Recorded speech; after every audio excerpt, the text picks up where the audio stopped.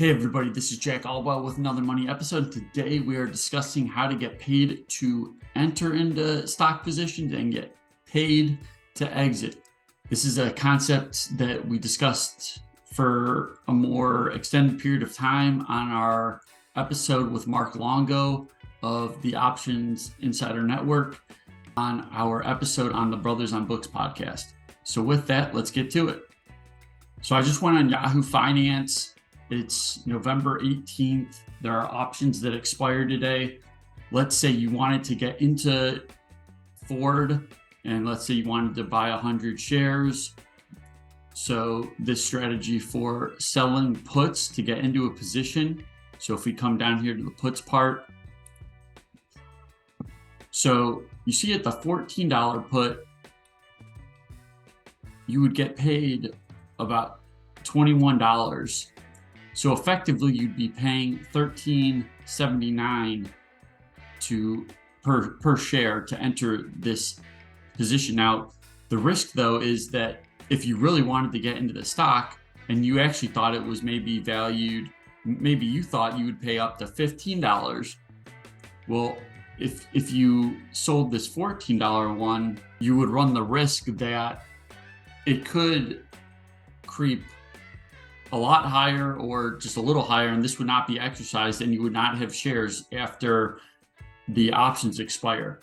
So if you wanted to really make sure you got the shares, you could come out to the $15 puts, and like I said, it's at $14 about right now. So you would get paid $120 now, and then let's say the stock most likely will finish below $15 within the one day.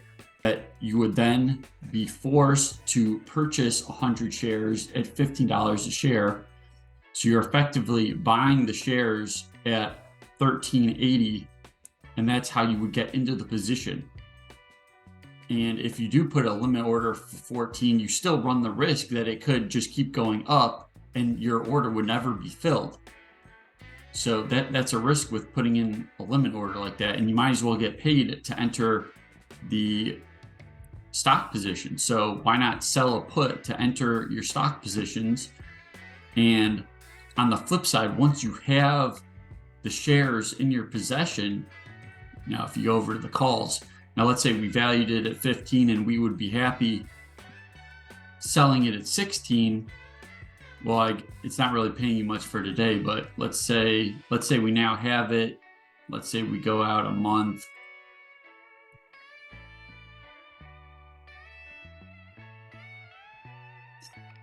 And you would be happy paying or selling it for $16. Well, you could sell a call.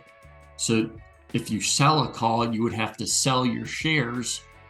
So you could get paid $12 to sell your shares if it gets above $16, or if the person owning that call option were to exercise their right to buy the shares at $16.